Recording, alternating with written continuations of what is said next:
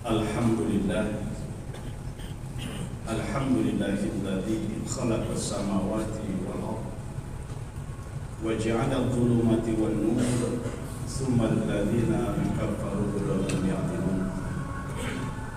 Asyhadu an la ilaha illallah wahdahu la syarika lah wa asyhadu anna Muhammadan abduhu wa rasuluhu la nabiyya ba'dahu.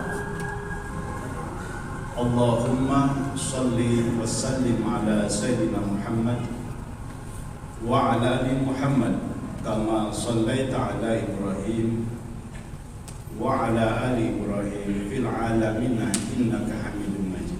Amma ba'd. Ya ayyuhal hadirun ittaqullaha haqqa tuqatih wa la tamutunna illa wa antum muslimun. Wa qala Allah ta'ala fil Qur'anil Karim, A'udzu billahi samil 'alim minasy syaithanir rajim. Bismillahirrahmanirrahim. Qul in kuntum tuhibbunallaha fattabi'uni yuhibbukumullah wa yaghfir lakum dzunubakum wallahu ghafurur rahim. Qul atii'ullaha war rasul fa in tawallaw fa innallaha la yuhibbul kafirin. Wa qala Rasulullah sallallahu alaihi wasallam, kullu ummati yadkhulul jannah illa man aba. Qalu ya Rasulullah wa man yaba? Qala man ata'ani dakhala al-jannah wa man asani faqad aba. Shadaqallahul azim wa shadaqa rasuluna bil habibul karim. Wa nahnu ala dzalika minasyahidina syakirin walhamdulillahi rabbil alamin. Hadirin jamaah salat Jumat, masyaallah muslimin yang dimuliakan Allah Subhanahu wa taala. Alhamdulillah, ungkapan syukur dan pujian senantiasa kita persembahkan kehadirat Allah Subhanahu wa taala. Karena atas rahmatnya, atas cintanya, sehingga pada siang hari ini di tengah-tengah aktivitas kesibukan kita masing-masing, di saat Allah berikan kepada kita kenikmatan dalam bentuk kesehatan walafiat, keimanan yang kita syahadakan kepada Allah, kita patut bersyukur kepada Allah. Atas rahmatnya kita mampu meringankan langkah, memenuhi panggilannya, melaksanakan kewajibannya. Insya Allah mudah-mudahan ibadah sholat Jumat yang kita laksanakan pada saat ini mudah-mudahan membawa keberkahan dan setiap langkah kehidupan kita. Tidak lupa salawat dan salam kita sampaikan pada junjungan kita Nabi Muhammad sallallahu alaihi wasallam. Allahumma shalli wa sallim ala Sayyidina Muhammad wa ala alihi washabbihi ajmain. Jamaah rahimakumullah, sama-sama kita maklumi bahwa saat ini kita sudah berada di bulan Rabiul Awal. Dikenal di tengah-tengah masyarakat kita adalah sekarang dengan dinamakan dengan bulan Maulid, bulan kelahiran prototip manusia yang paling sempurna, manusia yang Allah tetapkan sebagai uswah hasanah, sebagai teladan yang sangat baik, tidak hanya bagi kita kaum muslimin, tapi bagi seluruh umat manusia. Karena Allah sudah menetapkan, laqad kana lakum fi Rasulillah uswatun hasanah. Sungguh pada diri Rasulullah ada uswah hasanah, ada teladan yang patut kita teladani dari berbagai macam segi, sikap, perilaku, dan bahkan seluruh aktivitas kehidupannya. Baik sebagai seorang ayah, baik sebagai seorang panglima, baik sebagai kepala negara, baik sebagai seorang pengusaha, bahkan sebagai seorang pribadi sekalipun. Tatkala kita saat ini barangkali kehilangan figur-figur yang dapat kita ambil untuk jadikan contoh dan teladan, maka jangan berkecil hati. Allah sudah mempersiapkan manusia yang paripurna, manusia yang sangat unggul, yang bisa kita teladani dari depan kita. Dan kita sadari sepenuhnya bahwa masing-masing kita pasti bisa memberikan contoh. Siapapun kita, status sosial yang melekat pada diri kita, kalau disuruh memberikan contoh itu adalah sesuatu hal yang sangat mudah. Namun yang sulit adalah bagaimana kita bisa dijadikan contoh. Minimal kita sebagai orang tua, minimal kita sebagai seorang suami, atau minimal sebagai seorang kepala di tempat kerja kita masing-masing. Maka Yang diharapkan adalah sebagaimana Rasulullah SAW memberikan contoh dan sekaligus menjadi contoh. Karena untuk memberi contoh itu adalah sangat mudah, akan tetapi pada saat kita akan menjadikan diri kita menjadi contoh teladan, khususnya bagi keluarga kita, maka tentunya kita harus melakukan introspeksi terlebih dahulu dengan diri kita. Karena itu bersyukur dan berbahagialah tatkala kita saat ini menjadi salah satu bagian dari umatnya Nabi besar Muhammad Sallallahu Alaihi Wasallam. Kehadiran Rasulullah ke alam dunia ini, ke muka bumi, patut kita syukuri dan kita patut berbahagia. Kenapa? Karena ternyata Allah memberikan sebuah maklumat. Sebagaimana tadi saya mengutip firman Allah dalam surat Al-An'am, Allah katakan, "Qul in kuntum tuhibbunallah." Ayat ini turun pada saat ada salah seorang hamba Allah, sahabat Rasulullah yang menyatakan, "Ya Rasulullah, saya cinta kepada Allah." Kemudian ayat ini turun menyampaikan kepada baginda besar Muhammad SAW, "Ya Rasulullah, kul katakanlah in kuntum tuhibbunallah." Tatkala ada umatmu yang menyatakan bahwa dia mencintaiku, maka syaratnya adalah fattabi'uni, dia harus mengikuti apa yang menjadi kebiasaan dan kesenangan Rasulullah SAW. Yuhibbukumullah, maka otomatis Allah pun akan mencintai mereka. Allah pun akan mencintai kita. Bahkan tidak hanya cinta yang Allah berikan, tapi apa? Sekaligus wayaghfir lakum dzunubakum. Allah akan memberikan ampunan atas segala dosa dan kesalahan kita. Masya Allah.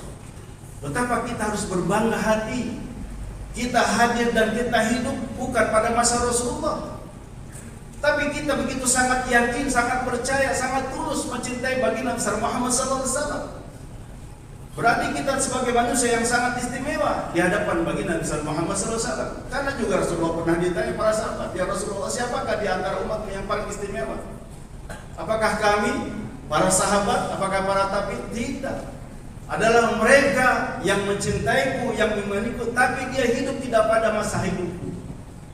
Tentunya kita semuanya. Kenapa? Karena orang kalau mengungkapkan cinta kepada orang yang pernah bertemu dengannya, yang pernah hadir dan bisa melihat kondisinya, maka itu sesuatu hal yang sangat biasa.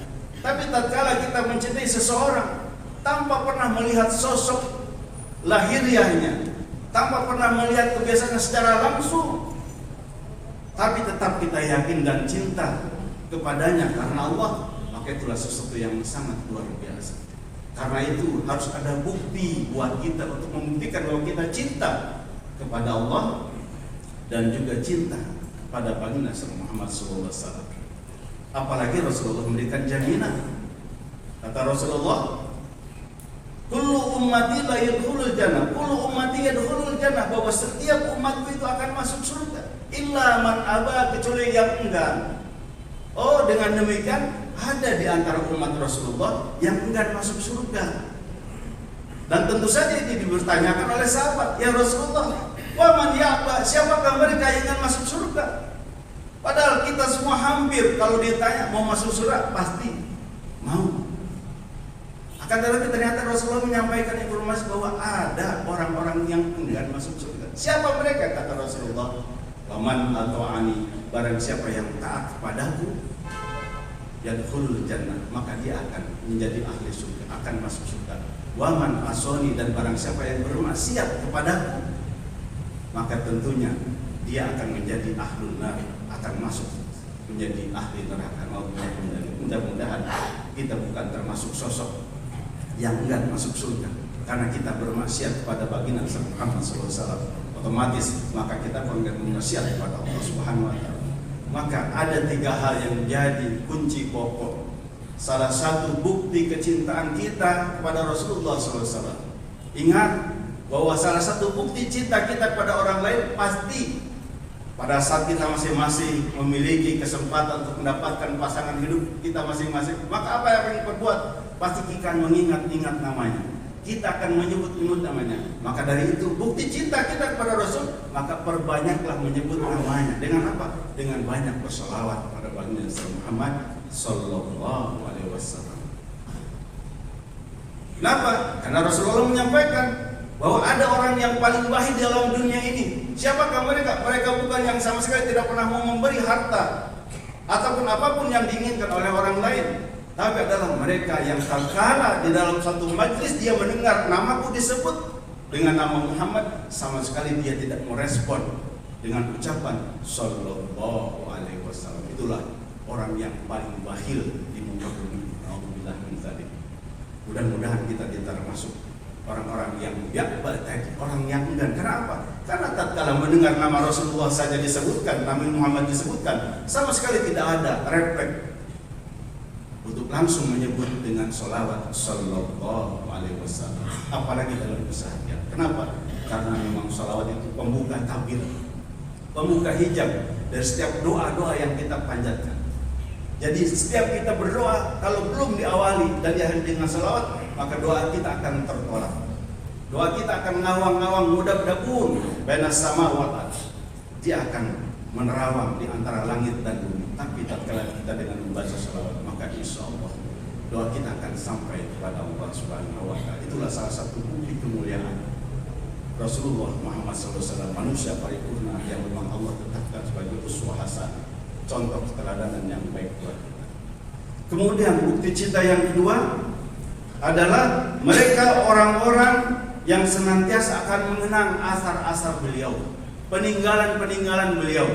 Tentunya yang harus dilakukan dengan cara napak tilas, dengan cara berziarah ke makamnya. Insya Allah mudah-mudahan buat jamaah sekalian yang mendapatkan kesempatan seperti saudara kita yang lain bisa berziarah ke Makkatul Mukarramah, ke Madinatul Munawwarah. Insya Allah mudah-mudahan Allah berikan kesempatan yang sama sehingga kita bisa membuktikan rasa rindu kita, rasa cinta kita di hadapan makam baginda besar Muhammad Sallallahu Alaihi Wasallam. Bahkan tidak hanya itu, kita juga bisa langsung menghadap ke Baitullah, memohon kepada Allah Subhanahu Wa Taala agar kita menjadi orang-orang yang senantiasa mendapat rahmat, maghfirah dan juga keberkahan dalam aktivitas kehidupan kita.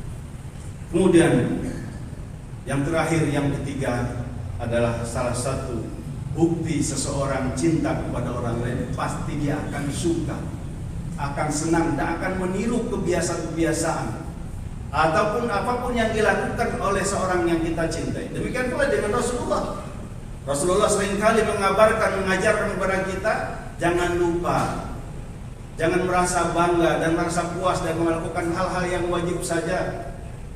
Kadang-kadang kita merasa yang penting kita sholat 5 waktu, yang fardu sudah kita lakukan, tapi enggan untuk melakukan hal-hal yang sunnah. Pada Rasulullah memberikan contoh kepada kita dengan memperbanyak sholat-sholat sunnah. Hidupkanlah sunnah-sunnah Rasulullah SAW, sholat sunnah qobliyahnya, ba'diyahnya. Maka silahkan, mumpung kita masih sanggup berjalan dan berdiri untuk melaksanakan sholat, maka berbahagia, bersyukurlah. Sebelum nanti kita akan terbaring dengan posisi raga yang sudah kaku, dan kita akan berada di saf yang paling terdepan, berarti kita sudah waktunya disolatkan. Bersyukur, berbahagialah tatkala kita akan memaksakan diri untuk melangkah ke tempat masjid di mana turunkan keberkahan di dalamnya untuk melaksanakan sholat berjamaah. Meskipun sedikit dipaksakan, karena itulah sunnahnya Rasulullah SAW mengajarkan khususnya kepada kita kaum mukminin untuk senang melaksanakan sholat berjamaah. Jadi bukan beranggapan, bukan yang penting sholat, tapi sholat itu penting, sehingga kita akan menganggap bahwa kita tidak cukup puas kalau hanya sekedar mampu menggugurkan kewajiban saja. Akan tetapi kami merasa berat hati, saya merasa berat hati kalau melakukan hal-hal yang sunnah, seolah-olah waktunya akan habis. Padahal tidak, ya Allah. Allah begitu sangat senang dengan hamba-hambanya yang tawadu, yang rendah hati, yang bermunajat, berkomunikasi, banyak berdoa kepada Allah Subhanahu Wa Taala. Kenapa? Berarti dia menyatakan, menyadari bahwa dirinya adalah sebagai insan yang lemah. Karena hakikatnya manusia adalah penuh dengan kesalahan, penuh dengan kehilapan. Makanya Allah mengajarkan kepada kita untuk berdoa kepada Allah Subhanahu Wa Taala dengan doa Rabbana, ya Allah, ya Tuhan kami, la tu'akhidna, jangan engkau hukum kami, inna sina, tatkala kami lupa, au akhtona, atau tatkala kami berbuat salah. Masing-masing kita pasti punya banyak kesalahan, dan Allah merahasiakan kesalahan itu. Hanya diri kita dan Allah yang tahu. Itulah kasih sayang Allah pada setiap hambanya. Jangankan orang lain, mungkin istri dan anak kita tidak pernah tahu betapa banyak yang salah kita, betapa banyak dosa kita. Maka dari itu jangan merasa bahwa kita sebagai manusia tidak pernah berpuasa. Tidak ada manusia yang tidak pernah berpuasa. Jangankan kita, para nabi dan rasul pun pernah ada yang melakukan kesalahan. Contohnya adalah Nabiullah Adam alaihissalam. Dia melanggar satu perintah Allah agar tidak mendekati pohon khuldi. Akan tetapi apa yang terjadi? Justru dia melanggar karena dia tidak sanggup melihat tangisan ataupun bujukan dari istrinya yang sudah tergoda oleh setan, dan akhirnya dia melanggar ketentuan Allah. Sehingga apa konsekuensinya? Dia harus dikeluarkan dari surganya Allah Subhanahu wa Ta'ala. Apalagi kita yang notabene banyak melakukan kesalahan dan dosa, tapi kita pengen masuk surga. Namun betapa sayangnya Allah kepada kita selama kita mau menyadarkan kesalahan kita. Kata Allah, alladzina idza fa'alu fahisyatan aw dzalamu anfusahum dzakarullah fastaghfiru lidzunubihim. Tatkala kita menyadari bahwa kita ini makhluk yang lemah, banyak salah, banyak khilaf, banyak dosa, senang berbuat fahisha, senang berbuat keburukan, maka tidak mengapa Allah menyadari betul akan fluktuasi pasang surutnya iman kita. Yang penting kata Allah, zakarullah, segeralah kau mengingat Allah, fastaghfiru, dan segeralah kau meminta ampun kepada Allah Subhanahu wa Ta'ala. Allah begitu Maha Pengampun, tidak mungkin Allah tidak mengampuni dosa-dosa kita selama kita mau bertobat, mau memohon ampun kepada Allah Subhanahu wa Ta'ala. Barakallahu li wa lakum Muhammadin wa nafa'ani wa bikum ya fina mungkin aku qadir astaghfirullah wal ghafurur rahim.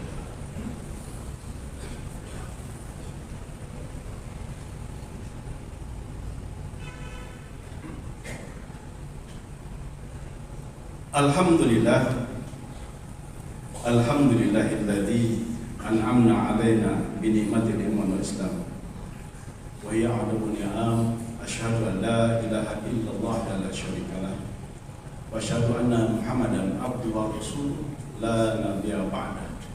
Allahumma shalli wa sallim ala sayyidina Muhammad wa ala ali Muhammad kama shallaita ala Ibrahim wa ala ali Ibrahim fil alamin innaka Hamidum Majid. Ya ayyuhal hadirun ittaqullaha haqqa tuqatih wa la tamutunna illa wa antum muslimun. Masyaallah muslim rahimakumullah, marilah sekali lagi kita tafakuri, kita tasyakuri, kita syukuri keberadaan kita sebagai umat Rasulullah Muhammad SAW. Betapa Rasulullah itu sangat cinta pada umatnya. Tidak hanya umat yang hidup pada masanya, tapi yang utama adalah umat yang hidup setelah beliau meninggalkan alam dunia. Saking cintanya Rasulullah kepada umatnya, sampai-sampai di akhir hayatnya, di saat sakaratul maut datang dan menjemputnya, maka apa yang dia ingat? Yang dia ingat adalah bagaimana dengan dosa-dosa umat. Sehingga itu dijawab oleh malaikat Jibril alaihissalam bahwa insya Allah umatmu akan mendapatkan ampunan dari Allah Subhanahu wa Ta'ala dan akan mendapatkan keistimewaan sebagaimana Allah mengistimewakan bagi Nabi Muhammad SAW. Apa keistimewaannya? Mereka umat Rasulullah dan juga Rasulullah akan masuk surga terlebih dahulu sebelum umat-umat yang lain masuk surga. Maka kita sebagai umat Rasulullah akan terlebih dahulu menjadi umatnya yang akan dimasukkan ke dalam surga Allah Subhanahu wa Ta'ala. Karena itu yang pertama, mari kita memperbanyak mengingat-ingat bagi Nabi Muhammad SAW dengan memperbanyak sholawat. Sekali saja kita bersolawat, maka Allah akan memberikan 10 keberkahan dan kebaikan. Dan yang kedua, mari kita lakukan apa yang menjadi kesenangan, kecintaan Rasulullah SAW dalam bentuk menghidupkan sunnah-sunnahnya. Baik itu salat-salat sunnahnya, baik itu puasa sunnahnya, baik itu infak sedekahnya. Karena infak dan sedekah adalah sesuatu yang dianjurkan, tidak diwajibkan memang, tapi dianjurkan. Berbeda dengan zakat, seperti zakat fitrah atau zakat, itu sebuah kewajiban. Tapi tatkala kita dengan kerelaan hati mau melakukan sesuatu yang memang pada hakikatnya tidak diparukan, tidak diwajibkan, berarti itu suatu bukti bahwa memang kita tulus melakukan apapun amal ibadah dan amal saja itu semata-mata hanya mengharap kepada Allah Subhanahu wa Ta'ala. Mudah-mudahan kita menjadi umat Rasulullah SAW di mana kita tidak hanya sekedar bisa memberikan contoh sekaligus, tapi kita bisa menjadi contoh, khususnya contoh buat keluarga kita. Mudah-mudahan keluarga kita Allah jadikan sebagai keluarga yang sakinah wa warahmah. Amin ya Allah ya Rabbal. Mari sama-sama kita berdoa kepada Allah.